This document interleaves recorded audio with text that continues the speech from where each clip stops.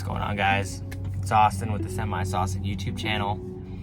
I know you guys haven't seen me in a couple days. I know my video is probably a little delayed. I've had a lot of stuff go on. There's a lot of things going on. And we're gonna break everything down in the video today. It might be a 2-video thing, just depending on how fast I can get everything out. You know, I'm a little frazzled in the brain right now. It's been a long couple weeks. So last week touched base. I was home for my son's birthday. So the night of my son's birthday, we ended up going to the hospital. He was diagnosed with, he has RSV, he has bronchiolitis, and he got COVID. And so my son was on oxygen for a couple days. And I took those days to be with him. You know, he was running 103 fever, couldn't breathe. It was a very rough couple days for me and my wife. It was kind of an eye-opener for me. That was the first real thing that happened to me, and I was like, damn, like, and you have to think now, if you're gonna open up a business and you're gonna be a truck driver, like, these are the things that could potentially happen when you're out of state. Are you okay with that? And I had a really, really hard time with that while I was gone. If we are talking as far as Swift, I will say that my driver leader was very understanding. He gave me the time that I needed. You know, obviously, like, I didn't have much sick time to cover, but he let me take the time, cashed in what sick time I had, and said, all right, let's, you know, let me know when you're ready and when your son's feeling better to come back. All right, cool, no problem, appreciate it. Which, he's still sick. You know, RSV, bronchiolitis, COVID, those aren't things that you just shake off in a couple days. He's slowly getting better, slowly but surely. It's been a rough couple weeks for us, but he's getting better. And I was gonna go back to work Friday. It's currently Monday, the 28th. I was supposed to go back to work Friday. And this is where the problems start with me, because I was ready to go back to work. My wife was ready to watch the kids on her own. It's fine, just go back to work. I messaged Cody and I messaged my boss, and I say, hey, I'm ready to go back to work. He gets me a Costco load going to Vegas, or Summerlin, I guess you should. It's not necessarily Vegas, it's right outside of it, but he says it picks up it delivers on Saturday at 5. You can pick it up on Friday if you want. You can pick it up today. I'm like, okay. When I look at my load sheet, when I look at my phone, and it tells me like where everything's at and all the load info, the load tells me that it picks up Thursday, delivers Friday at 5. So I message him again, and I say, hey, I just want to confirm with you that this is delivering Saturday and not Friday, because it says in my phone that it delivers on Friday. He says, nope, it's Saturday. You can pick it up Friday. I said, okay, great.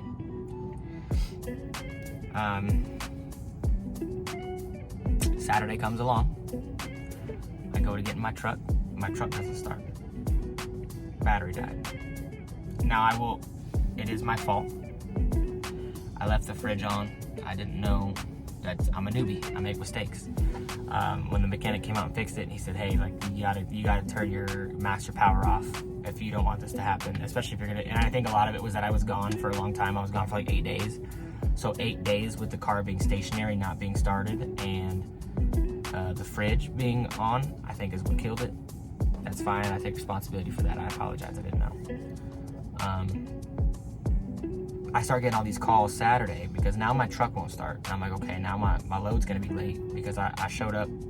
You know, I give myself a little bit of time, but as I'm trying to get the car started, the truck started, my driver leader isn't answering. And then I call again to his work line, and if he's not on, it'll redirect to somebody else. So I call that line. That line goes to some other man, and he answers it and says, oh, let me get you on over to On-Road. And On-Road is the guy that, like, you know, the roadside people that are gonna help you. Hangs up on me. So I'm like, all right. So I put in a macro 55 for breakdown. Do not hear from anybody for probably like 2 to 3 hours. So now I've got planners calling me. And the planners are calling me because this load was supposed to be delivered on Friday. at 5. And this load is now 24 hours late. I have not sent in a macro 22. They have not been able to communicate with the CSRs with Costco about this situation. And they're looking at me like, well, what are you doing? And I was like, look, I've got text messages from my boss saying that this delivers on Saturday. I don't know what to tell you. My truck's broken down. And I talked to the planner, and me and my planner, like, we get along well, even though they came at me a little sideways at the beginning. I said, look, get the load off me. It's going to be much quicker if you get the load off me and assign it to somebody else and expedite it. Because On-Road got a hold of me finally at like 4 o'clock in the afternoon and said that they wouldn't be able to be there till Monday. So I'm like, okay, Monday works, I guess. That's just another 5 days no work. Because assuming that they're gonna fix it in the afternoon, I'm probably not gonna get a load out until Tuesday. And for me, that was a breaking point for me, for a multitude of reasons. I'm now 2 weeks without work. The first week was my fault. The second week, well, I wouldn't even say my fault. My son got sick, so like, the first week was on me. The second week was on my boss. And I don't like. I'm starting to have problems with money as far as my paychecks go, that I don't feel like I should be having in this industry. I don't think money should ever be an issue in this industry. If you ever receive a paycheck for $300 for a week of work, $500 for a week of work, I don't think that that's appropriate. I don't think that that's something that any trucker, CDL, if you're doing the days is what matters to me. You know what I mean? It's obviously, like, yeah, if you're driving to like Flagstaff and back, or if you're just driving to Flagstaff and that's like your day of driving, like, no, like, I drive like 400 to 500 miles a day, 350 on a low day. You know, like, the math doesn't make sense, and they're guaranteed they don't follow up on. And, you know, a lot of the naysayers are going to come out that have been in my comments before and say that I'm ungrateful and that, oh, you're never going to make it in the business, blah, blah, blah. At the end of the day, I have kids to pay for. I have a family to provide for. And this isn't doing it right now. And a lot of that has to do with freight shortages. I know that not all of it is my driver leader's fault. I'm a smart individual. I know the way the business works now. You know, I've been doing this for 4 or 5 months now. I know that it's not their fault that freight is short. I know it's not their fault that I get stuck in California and I don't work for a day or two, and that's why I don't get the guarantee, or that's why I don't. But that, I also feel like there should be some compassion there. And I also know that these guys don't make the 43 cents a mile that I make off of the loads that I do on the Triangle. I know they're making thousands of dollars. Like, I know that the amount of money that I make them a week, they could easily cut all of their new drivers $1,000 a week, no matter what, as long as they are running, regardless of freight shortages, as long as they are ready for you when you provide them work. I think they should get their 1,000. That's just my honest opinion. If you guys disagree, I don't really care. So where do I stand now? I'm in my truck. They just started it for me. I just left a job interview at another company, which I will probably disclose in another video. And a big reason why I'm like kind of nervous about stepping away from Swift, obviously, is the tuition. It's a big tuition bill, about $8,000, that's gonna get slapped on my desk the second I quit. And unfortunate as it is not enough to keep me here. The money is not enough to keep me here. The benefits aren't enough to keep me here. And I need to, you know, I'm gonna go to another job. I'm still driving. I don't know if it's necessarily CDL work, but the plan is still to buy my own truck. That doesn't change. I think right now with the freight shortages and with owner-operators, there's a big conundrum with owner-operators about their pay and the load boards and stuff being out of whack right now. I don't even think right now it's appropriate for me to even be looking into it. I think I need to wait until the economy smooths over and the industry gets back on its feet before I even start looking into it. And so for the time being, I have to do what's best for my family, which is find a local job out in Phoenix where I can work and where my wife can start working, because my wife wasn't working through all this. And so, you know, when I make a $300 a week or a $500 a week, that's all we got. And it's not enough. So I live well below my means, and I don't think anybody could live off of $300 a week, $500 a week. It's hard, at least someone with family and kids. If you even without, but you could make the argument living by yourself, maybe splitting rent with your friends and stuff, maybe. But so I got an interview. I got another job today. I start next Monday. I'm gonna try my best to keep these vlogs going, because if there's one thing that I loved about Swift and that I loved about this job, was the fan base that I built on YouTube. And like I've tried YouTube so many times, and the fact that it worked this time, and I wouldn't even say work, like I don't make money, but like I got a very captivating audience that interacts in all of my videos and cares about me and my family and my journey.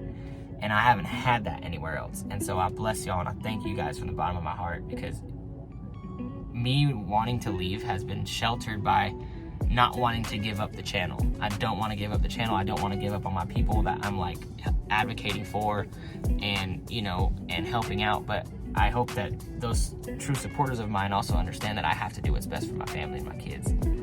And to say that I'm never going to be in another truck again is not true. I will be in another truck. I'm going to be driving again. I just don't know if it's CDL work. I'm going to be doing other stuff. And I might make videos about it, and we'll just see how they do. If they do well, great. We'll keep the channel alive that way. If not, oh well, we'll figure it out. But that's where we're going to draw a conclusion to my job here at Swift. The truck started. I have to go, and I'm going to drive this truck home. I'm going to empty it, and I'm going to go drop it off. And I'm going to let them know that, respectfully, thank you for the opportunity. Thank you for everything that they've done. And that's going to be it for me at Swift. It feels like a failure, but I know it's not. I know there's nothing I can do. My hands are tied at this point.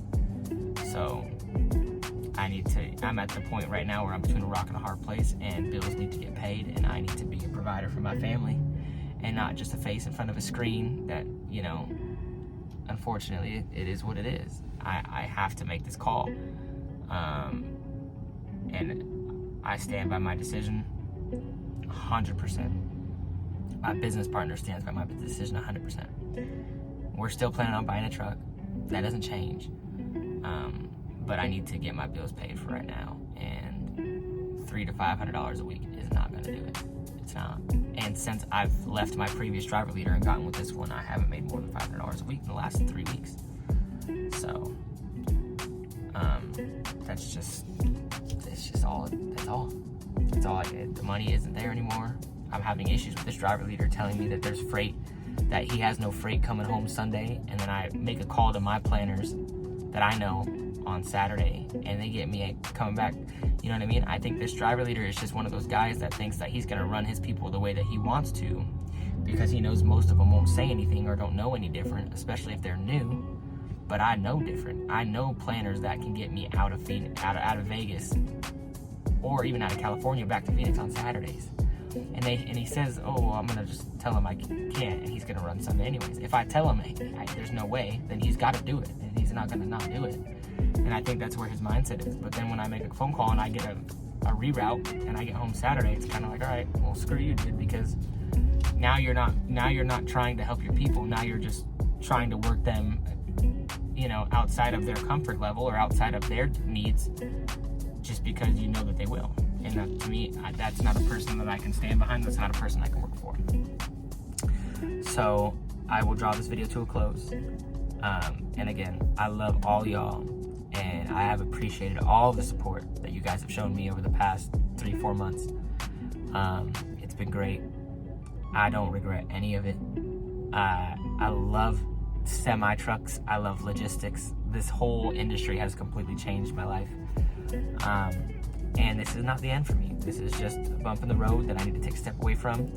And I will be doing other things on this channel because I do believe that you guys truly do support me. And not just because I drive a semi-truck, but just because I try to be as transparent and real on here as possible. And I can still be a voice of reason or advice for other people. So again, in the comments, if you guys have any questions or concerns, please leave them in here. I would love to continue to talk to y'all. and get answers for y'all. And until then, that's it. Like and subscribe still, because the channel, I promise you I will keep the channel going one way or another. I'm not going to end the channel because it means too much to me at this point. And you guys might say that's crazy, as little as it is, but I've put a lot of work into it, and so I'm going to keep it going no matter what. But that's going to be it for Swift. Love, peace, chicken grease, and I will catch you guys in the next video.